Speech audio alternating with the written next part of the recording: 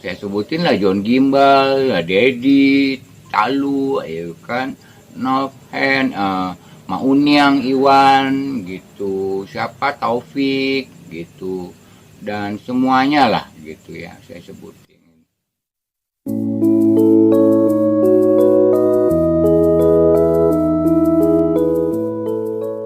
Gimana nih perjalanan Iya. Bang Tommy-nya Wah, di dunia seni? Bang Tommy-nya kan kita tahu kan orang teater juga sebelumnya, pernah pantomim juga. Terus gimana tuh awalnya Bang Tommy, perjalanan dari awal lah? Kita mau tahu nih Bang kan? ya artinya, saya ini singkat cerita aja, gitu kan, gitu. Jadi, ya itu di masa memori lama lah, ya story lah ya. Ya, sejarah. Ya story sejarah gitu. Jadi kisah masih zaman ya waktunya sekolah lah, SMA. Jadi 84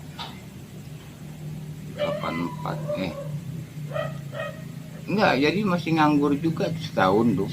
Jadi artinya nggak punya ijazah nanti kan. 83 masih nganggur, 84 tuh. Jadi 84 nganggur. Ya tamat 84 gitu, saya lupa pokok tamat. Akhirnya saya masuk IKJ lah. IKJ. Ya, masuk IKJ 86. 86. Saya masuk fakultas teater itu. Nggak lama sih kuliah, nggak sampai 2 tahun lah gitu kan. Oh, gitu. Tahun berjalan, di tengah jalan gitu. Saya udah jadi anak kesayangan kan. Iya. Orang saya kan terlambat kuliah masuk, orang pada ujian, orang udah ulangan lah istilahnya kan. Iya. Pelajaran seni peran dengan Bu Tati di teater itu, teater luas kan. Itu teater luas, udah naik, terlambat. Oh, Junedi, kamu terlambat. Bu, aduh saya ada kakak saya, saudara saya ada yang sakit Bu di Bandung, jadi ke tempat kakak saya Bu di Bandung. Ah, kamu bohong, kamu acting nih. Oh gitu. Jadi artinya saya DO tengah perjalanan, karena saat itu ada seorang dosen gitu ya, nggak perlu saya sebutin tadi kan banyak dosen, tapi nggak perlu yang mana. Banyak dosen, karena banyak dosen gitu kan. Ada Mas Sento itu olah tubuh kan, dosen di KJ lah semuanya kan. Ada Tom Ibnur, ada Nungki kan, pelatih olah tubuh. Lalu dengan dosen saya mau kuliah, masuk kan dari tim tuh, dari depan tuh kan istilahnya kan itulah tim ya kan, masuk lobi kan, jalan lobi kiri kanan banyak tangga-tangga, banyak ada galeri-galeri kan gitu. Terus ada kafe gitu kan, duduk pagi itu jam 9 ya dipanggil sama salah dosen itu duduk dengan kawan-kawan, ada cewek sih 2 orang, cakep pakai kacamata. Tommy, Junedi sini, Cuk, sini Cuk. Wah, orang panggil cucu juga, Bung. Pak, pagi Pak. Duduk. Udah minum Bang? Sarapan? Udah Pak, tadi namanya Pak, dari rumah Pak, dari Bintaro. Udah sarapan Pak dari Bintaro. Enggak, pesan nasi goreng. Jadi kadang-kadang seperti entah itu, saya juga heran juga sih. Sekolah bidang teater belum tambah, jadi menawarkan ini Tommy, udah duduk, wah, rokok boleh Pak? Rokok aja, saya tahu, dikenalin sama sebelahnya itu, ibu itu, apa seorang produser, ibu itu, sebelahnya lagi asistennya cewek, wah cakep lah, kita lagi kuliah lagi kan, zaman kuliah, rambut juga cuek kan, kuliah juga pakai sendal jepit, mah nggak apa-apa, ya kan gitu, seni kan gitu, di mana-mana kan gitu kampus ini. Ini, oh ya Bu, pasti ada buku naskah, bukan naskah, surat gitu kan, surat, rupanya surat kontrak kerja, MOU berarti ya? Iya, MOU dari produser tadi. Iya betul. Ini yang ucapkan sudah 40 juta termin pertama itu. Iya. Kamu sutradarain ini, naskah ini, kamu menjadi sutradara, kamu ini nanti termin kedua selesai. Judul filmnya kan sih, judulnya juga ada film action lah, silat tradisi. film kampung daerah-daerah. Dan di Pulau Jawa itulah gitu kan, daerah Jawa Barat. Oke, jalan cerita gitu. Jadi pulang, cerita itu selesai 3-4 hari. Saya mikir mau ke kantor itu gitu kan. Tiba-tiba malam lah itu sebetulnya. Jadi paginya itu malam saya mendapat kabar almarhum bapak ini sakit di Padang. Bapak sakit bapak saya itu umurnya udah 78 sampai 8 bulan 78. Ke pelabuhan Merak itu saya nggak pikirin lagi lah, saya nggak pikirkan lagi itu saya untuk menjadi seorang aktor, menjadi seorang aktris. Padahal itu bidang saya kan. Saya menjadi seorang yang dalam karir seni saya akan berhasil ya kan, saya yakin gitu. Tapi karena ada kabar itu, Om Budi, ada berita itu, Om Budi udah pulang langsung ke Padang kan, cepetan gitu. Pulang PB Merak, naik bus aja dari Bandung langsung Merak, Tembak, Merak, ada mobil ANS ke Padang, jadi bayarkan, boleh bayar itu, udah duduk. Jadi, sejak saat itu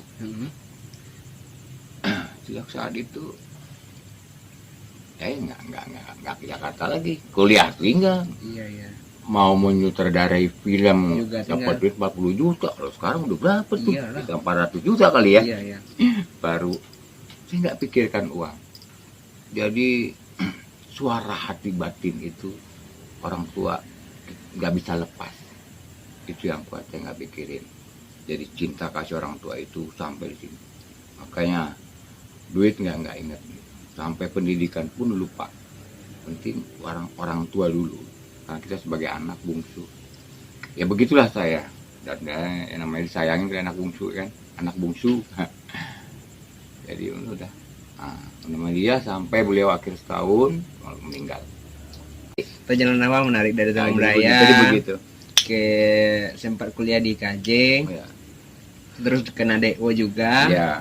Ada kesempatan emas waktu itu udah dikontrak produser juga, tapi ya berkata lain lah, ada musibah juga, Bang pulang ke Padang karena orang tua sakit, sampai akhirnya dan kembali ke Taman Budaya lagi. Balik ke Taman Budaya. Jalan selanjutnya, awal Abang kenal dunia seni rupa gimana?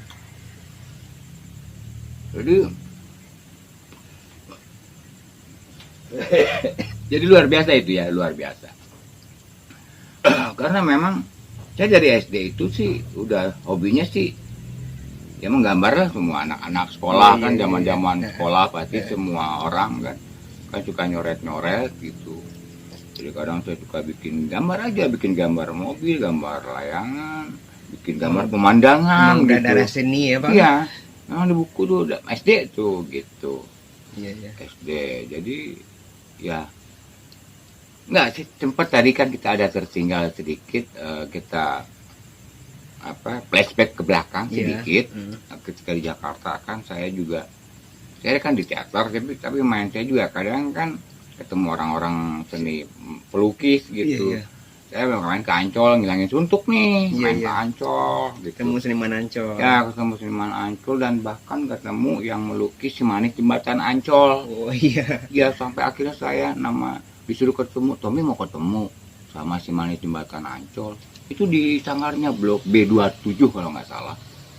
Pasar seni Ancol itu kan sangat tertata rapi, bagus ya, sangat asli. Banyak kiosnya, ada ratusan lah kan untuk para seniman, para perupa pelukis, para pematung, perajin. Jadi namanya Raden Mas Broto, Raden Mas Barata gitu. Anaknya juga pelukis tuh di sana, ada 3 orang 4 orang, Mas Budi, Mas Bendot, Mas Jaya. Itu udah terbiasa juga saya gitu main dengan seniman Ancol, abang-abang itu, kakak-kakak. 3 yang sangat legendaris ini juga yang melukis si manis jembatan Ancol. Saya tidur sama dia, makan, anak-anaknya ada yang dilukis. Kenal teater, juga kenal dunia seni rupa. Terus selanjutnya nih Bang, setelah Bang pulang ke Padang, Bang stay lagi di Taman Raya, dan kapan mulai berkarya lukisnya atau rupanya gimana gitu. Jadi sejak saya kerja di sebuah hotel itulah, jadi bosnya yang punya hotel itu pemilik, Aton kamu bisa lukis kan ya, gitu kan, bisa aja pak, gitu kan. Udah akhirnya saya disuruh melukis sampai saya juga ikut kapal di Muara itu, kapal pariwisata kan, orang main-main surfing, main papan lancar tamunya, sehingga saya suruh berangkat melukis lah. Nah, kamu temenin bule-bule gitu ke Mentawai terus kan gitu, tiap ada tamunya 8 orang dengan kapal yang pemilik hotel itu punya kapal. Jadi mulai ngelukis, yang melukis untuk di hotel-hotel itu, di lobinya saya bikin gambar kota Padang. Mana lagi Tom, Pak nih butuh hotel di lobi nih gambar kota Padang pak, tapi saya harus keluar. Oke, lu beli rokok, lu beli aja deh, kampas apa cat ya kan, duit ya. Kantor nggak masuk pokoknya gitu ya. Karena mau naik saya ke Bukit Gado-Gado Muara tuh Om Budi. Sampai di sana saya suruh anak-anak orang di kampung itu dekat kuburan apa Tionghoa itu, kuburan pak. Saya lihatlah ke bawah kota Padang, saya lukis. Itu ada 2 meter kurang lebih, lebarnya 80, memanjang. Bingkainya putih, bingkainya ke tukang les tuh putih, udah ada 2 kantang sih putih. Wah, jadi dan setiap kamar ya, jadi kerja di hotel tuh melukis, pokoknya sini-sini aja ngedekor gitu kan. Bagian dekorasi udah gaji terima juga kan gitu. Kan lukis juga ya. Ya ada bule ya temenin lah ke sana. Lukis juga gitu. Bahkan kapalnya juga saya lukis, itu gambar naga laut kapalnya.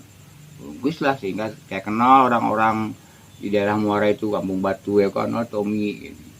Lukisin dong kapal apa, aman beli saya cat gitu. Dengan abang pribadi nih gimana nih keinginan ke depannya, abang pengen di seni rupa terus atau gimana ya, atau ke teater lagi gitu ya.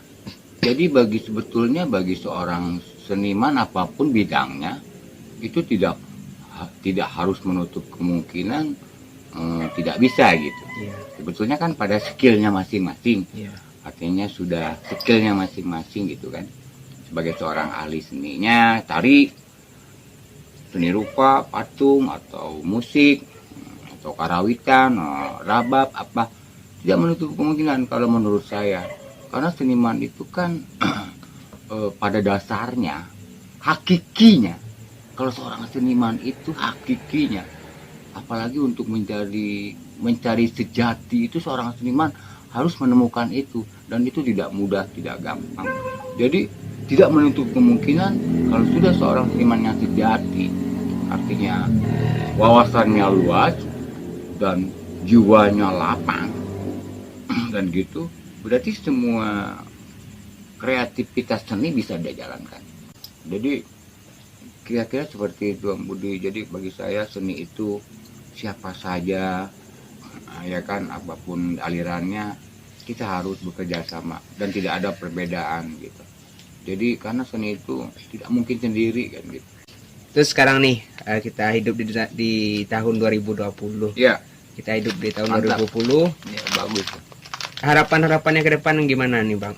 Dunia seni kita khususnya Padang, Sumatera Barat pada umumnya gitu. Gimana nih harapan Bang ke depannya? Jadi salah satunya kalau menurut saya ya. Karena setelah yang saya tadi kejadian tadi pengamatan perjalanan.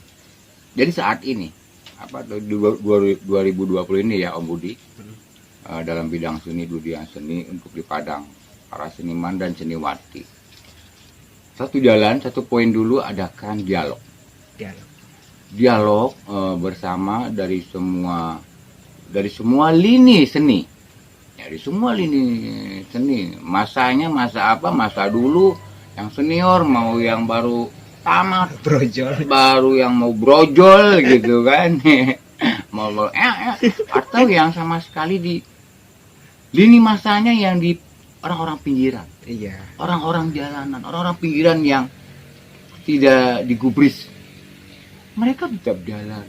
Yang penting mungkin sampai mati mah gua mah nyoret, gua mah ngelukis, gua mah bikin patung, gua mah nganyam. Jadi penting mereka berkarya.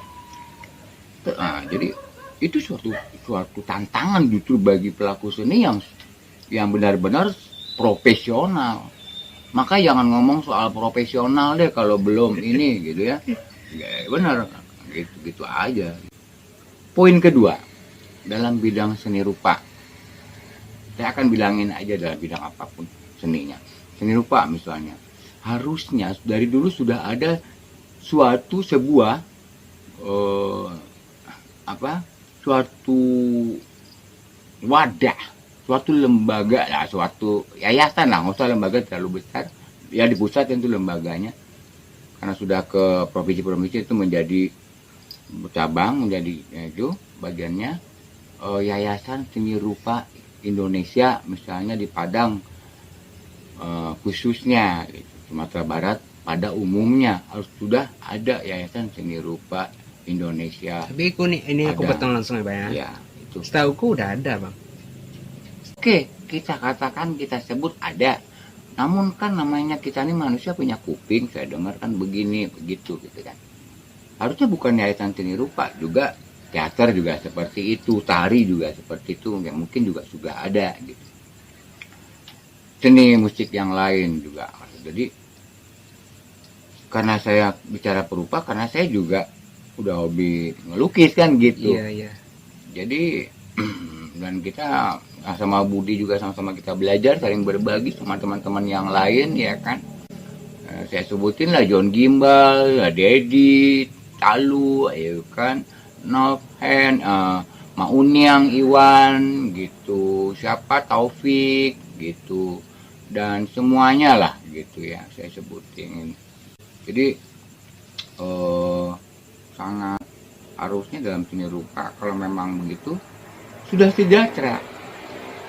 Kalau memang ya ada yayasan seni rupa. Dan biasanya kalau sudah ada yayasan seni rupa, para seniman perupa itu, pelukis itu sejahtera. Mulai dari pelukis jalanan taruh yang dari yang awam, artinya ortodok lah bahasa. Otodidak. Bahasa itu tuh Israel ya kan, ortodok gitu kan gitu. Itu harus sudah terdata. Ya, sudah terdata, artinya sudah terdata. Jadi sudah gimana sih? Sudah dikemas gitu ya.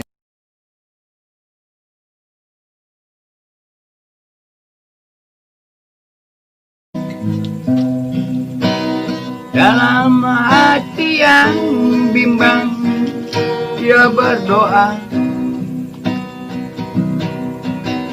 beri terang jalan anak hamba, kabulkanlah